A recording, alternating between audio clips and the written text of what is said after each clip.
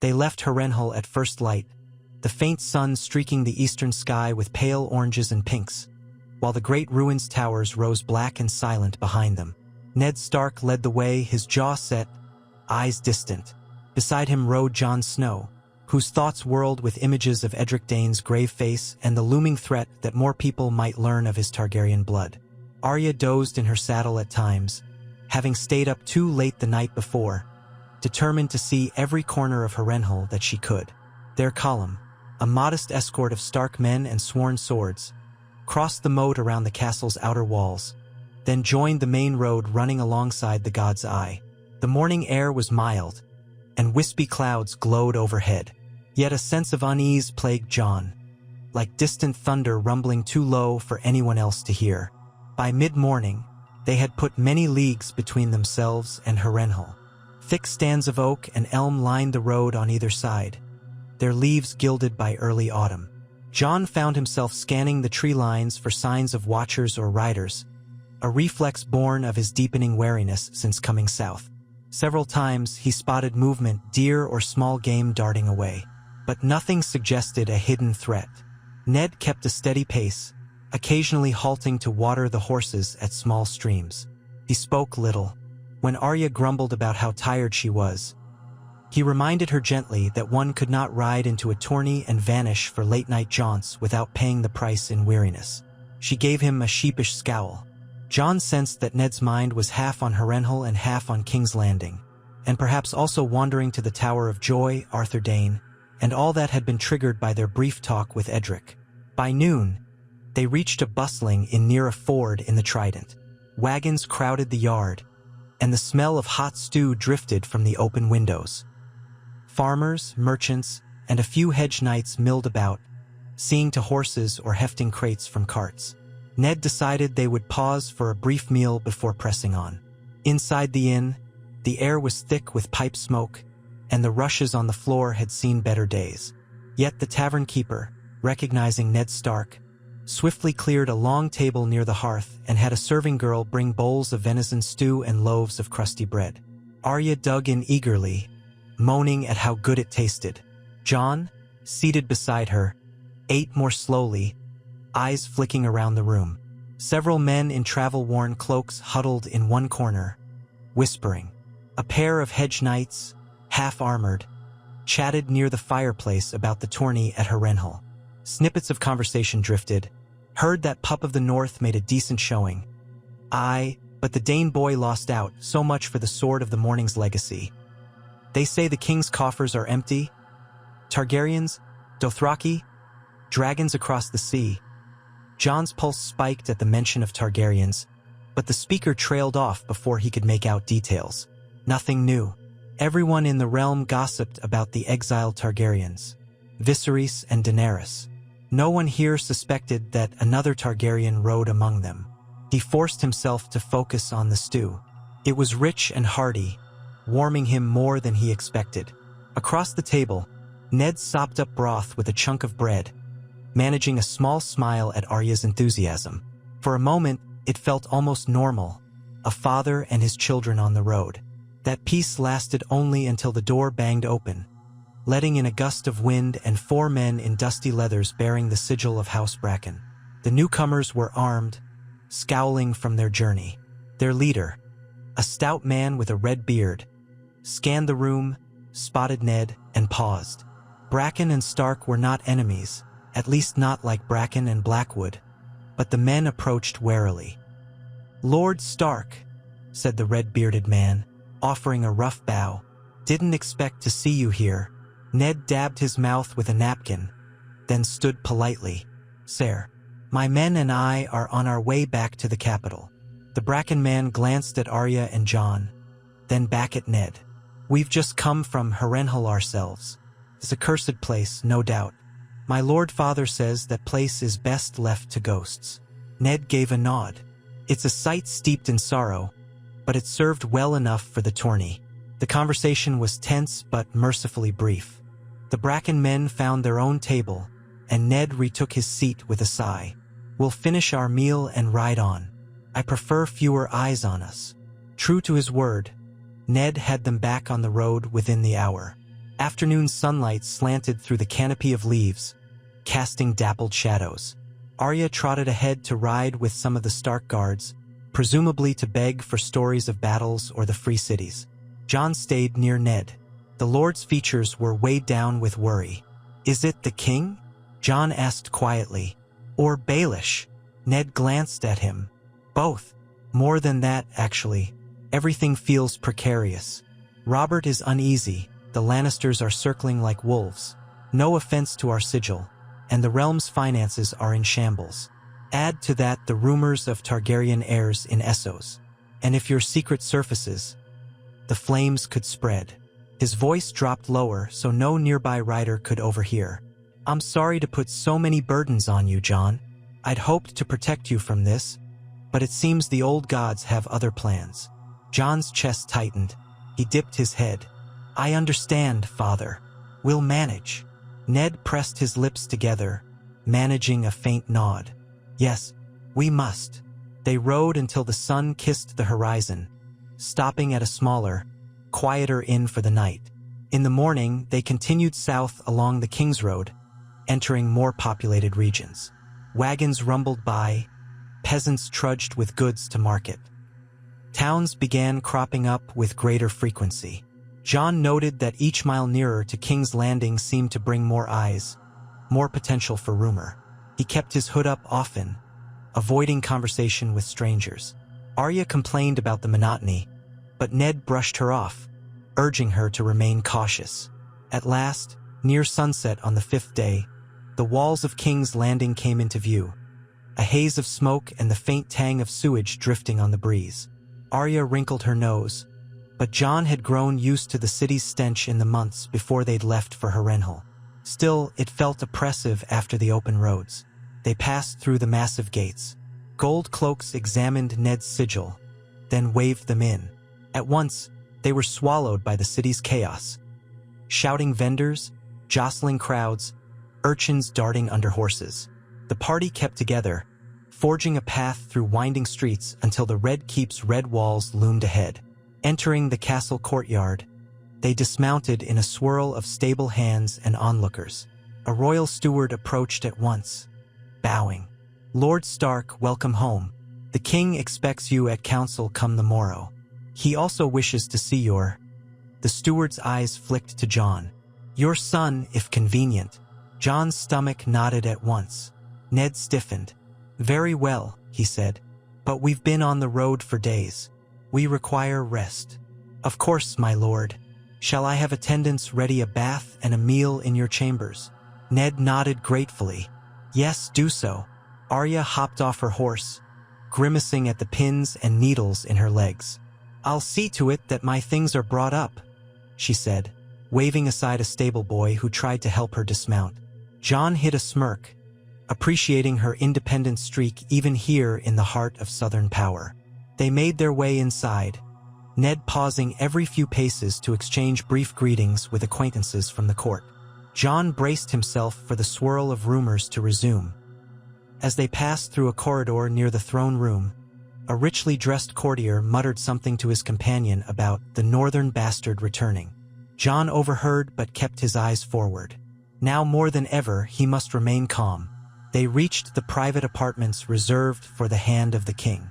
Servants hustled about, preparing fresh linens, lighting braziers. Ned thanked them, then ushered Jon and Arya into his solar, shutting the door. Outside, the castle hummed with activity, but in here the noise became a dull roar. Arya threw herself onto a cushioned chair with a theatrical sigh. "All that riding. I'm going to sleep for a moon's turn." Ned cracked a small smile, but his posture remained tense. "Rest if you must, but keep your wits about you. There's no telling what the king wants. We'll likely be summoned to court tomorrow, and I want you both looking presentable." Arya groaned. "More fancy dresses and bows. I'd rather face a horde of wildlings." "You'll manage." Ned turned to Jon. "As for you, you heard the steward. The king wants to see you. Prepare yourself, because Robert might put on a show of anger or generosity or both." Jon's heart thudded. "Yes, father." A quiet rap sounded on the solar door. Ned opened it to reveal Sirs Boros and Meryn of the Kingsguard, two men with stern, unyielding faces under their white cloaks. Boros sneered at Arya with palpable disdain. "The king wishes to see Lord Stark's bastard. Now." Arya bristled, leaping to her feet. "He's not." Ned cut her off with a sharp look. Then he nodded at Jon. "Go. Be respectful." Jon inhaled and exhaled slowly, steadying himself. "Yes." He strode out, the two Kingsguard closing in like mailed sentinels. Down staircases and torchlit halls they went. Ser Meryn said nothing, only peering at Jon with cold evaluation. Ser Boros spat once, likely for show. Jon ignored it all. They reached the king's private reception chamber, a small but lavish room hung with tapestries depicting hunting scenes. Robert Baratheon stood by a table laden with food and drink, a half-full goblet in hand. He looked more bloated than before, eyes bloodshot and cheeks ruddy.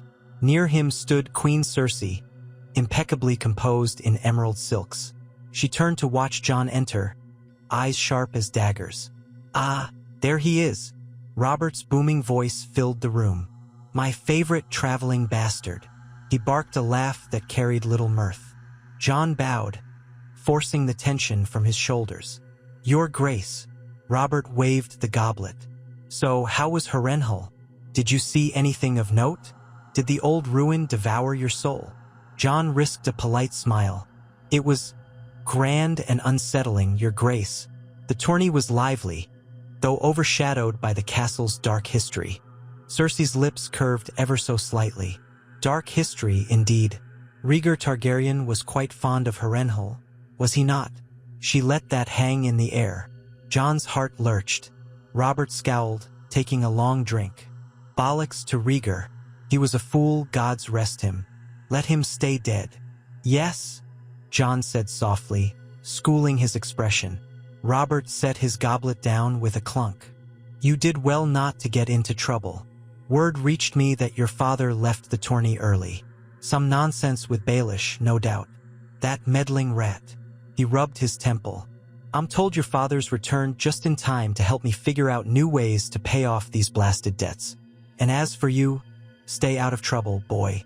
The city's no place for naive heroics." Jon bowed his head. "Yes, Your Grace." Robert eyed him over the rim of his goblet, swirling the wine. "You keep quiet, and I'll keep my promise.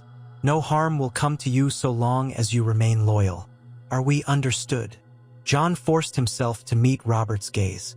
The king's expression was unreadable, a swirl of old resentments and grudging acceptance. "I am loyal to House Stark and the crown, Your Grace." "Good," Robert snapped. Then, in a softer tone, he added, "I'll have no trouble from you, no illusions. Rhaegar's dead. The Iron Throne is mine, and after me, Joffrey's." A sour twist of his mouth suggested he might be less than enthused about that prospect. "Now get out, and if my queen here has anything to say, you'll hear it." Dismissed. Jon bowed again. "Thank you, Your Grace." He glanced at Cersei, who watched him with an inscrutable stare, her pale green eyes flicking to the sword at his hip as though wondering if he might dare draw it. Then he turned and left, the Kingsguard trailing him back to the corridor. Outside, Jon exhaled shakily. The king's words had carried an unmistakable warning and a hint of fear. Fear that Jon might one day claim what Robert believed to be his own. He felt sick to his stomach.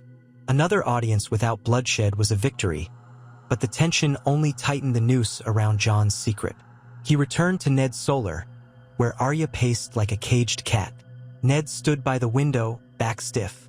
They both turned as Jon entered. "What did he say?" Ned asked, voice low. Jon recounted it briefly. Ned exhaled in relief. "At least he hasn't changed his mind. Still, we must remain cautious. The Queen knows the king's mood better than anyone, and if she senses weakness..." Arya clenched her fists. "Why must we tiptoe around them? We've done nothing wrong." Ned gave her a sad look. "Because power in King's Landing is as dangerous as wildfire, Arya. One spark can consume us all." She sighed but said nothing more. That evening, Ned, Arya, and Jon dined alone in Ned's chambers. simple fare of roasted duck and boiled turnips. Outside, twilight settled over the red keep. Lights glittered from the windows of distant towers, and the hum of the city drifted in on the breeze. Once, Ned had said that winter was coming. In King's Landing, it felt like a different kind of coldness. A moral chill, a shadow that lengthened with every passing day. Jon excused himself early, claiming fatigue. He retired to the small adjoining room that Ned had arranged for him. Despite his tiredness, sleep eluded him. He lay on the bed, staring at the dark ceiling, replaying Robert's words and Cersei's piercing gaze. With a soft groan, he rose and walked to the narrow window. The sky was a tapestry of stars over the black silhouette of the city. A gentle knock on the door frame startled him. He turned to see Arya. She shut the door behind her, crossing her arms. "Couldn't sleep either," she murmured.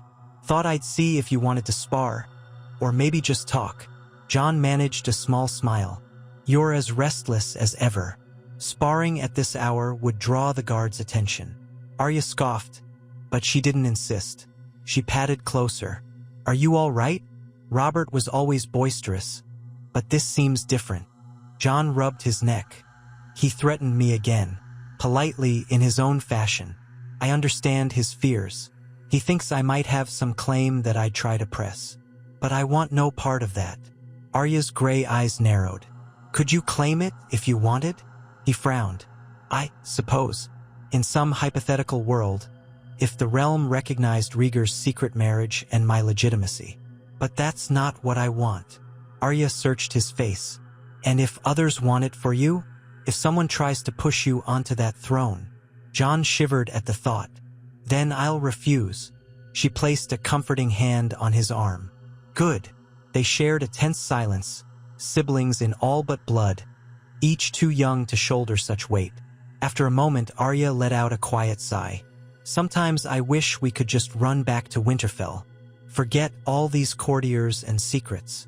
Jon nodded, a hollow ache in his chest. "Me too." Eventually, she left, and Jon sat up by the window, gazing at the stars until exhaustion finally pulled him to bed. The next few days in King's Landing felt much like stepping back into a dangerous dance. Petty squabbles in the courtyard, lords petitioning the king for gold or troops, rumors swirling about the Iron Islands. Ned was pulled into endless council sessions, wrestling with the crown's debts. Arya, restless, pestered him to let her train with the master-at-arms or to explore the city. Ned allowed some swordplay under watchful eyes but refused most of her requests to roam freely. Jon resumed his daily training regimen in the yard, determined to keep his skills honed. Word spread among the castle gossips that he was a formidable sparring partner, though still a youth. Jaime Lannister made an appearance at the training yard one morning, casually observing with arms folded. He offered no taunts this time, only a cool once-over that left Jon uneasy. The Kingslayer's eyes held a calculating gleam. Littlefinger, too, was an unsettling presence. He popped up in corridors or gardens, offering a sly smile and a mocking bow whenever he encountered Jon. On one occasion, Jon was reading in the library, studying the histories of King Aegon's conquest, when Baelish drifted in. My, Littlefinger said. "Our northern friend is quite the scholar. Seeking to improve your knowledge of dragons? Are we?" Jon tensed. "I'm reading about the Targaryen conquest, yes. Is there some law against it?" Baelish chuckled. "None. But it is fascinating to see Ned Stark's bastard drawn to tales of dragonlords. One might almost suspect a personal connection." Jon closed the book and stood, face carefully blank. "I doubt you'd find anything interesting in my reading habits, my lord." Baelish leaned forward, voice dropping. "On the contrary, a man such as myself delights in interesting trifles. But fear not, I am a friend. Should you ever need discreet advice, you need only ask." Jon's heart raced with anger and fear. "Thank you for the offer," he said tightly, "but I have my father's counsel." "Of course," said Baelish, not in the least offended. "Until we speak again, then." He bowed with theatrical courtesy and slipped away. Jon exhaled, blood pounding in his ears. The man clearly toyed with him, hinting that he knew more than he did, or perhaps actually knowing. Either way, Baelish's interest spelled danger. If it came down to a question of advantage, Littlefinger would sell anyone out for power. That same day, Ned summoned Jon to his solar. The shutters were drawn, giving the room a dim, conspiratorial air. Maester Pycelle had been there earlier, but now only Ned and a handful of Stark guards remained. Ned dismissed the guards at once and beckoned Jon closer. "We have a situation," Ned said quietly. "I've received word from the Eyrie. Your Aunt Lisa claims to have urgent information regarding the Lannisters. She also harbors resentment, as you know. I suspect it has to do with Jon Arryn's death and perhaps more. Now she's sending letters that hint at conspiracies." Jon frowned. Jon Arryn was the previous hand. The official tale is that he died of a fever. Ned's jaw tightened. "Yes, but Lisa says otherwise. Her letters are vague but imply the Lannisters had a hand in it. Baelish claims to know something of it, too. I don't trust him." Jon's mind raced. "Do you think it's wise to follow Lisa's lead? She's always been fearful." Ned sighed. "She's fearful, yes, but not entirely unreliable, though I must tread carefully. If the Lannisters sense I'm investigating them, it could spark open conflict. The king would be forced to choose sides, and that could be disastrous for us, especially with your secret floating around like wildfire waiting for a spark." Jon nodded. "How can I help?" Ned studied him. "You can keep your eyes open. Listen at court gatherings. Not overtly, discretion is key. If you hear anything about Jon Arryn, about Baelish's dealings, about the Lannisters, let me know. But do not place yourself in danger." Jon bowed his head. "I will do my best." "Good," Ned said. "And watch out for Arya, too. She can sniff out trouble like a terrier, but she has less sense of caution." Jon managed a slight grin. "I'll keep her from getting in too deep."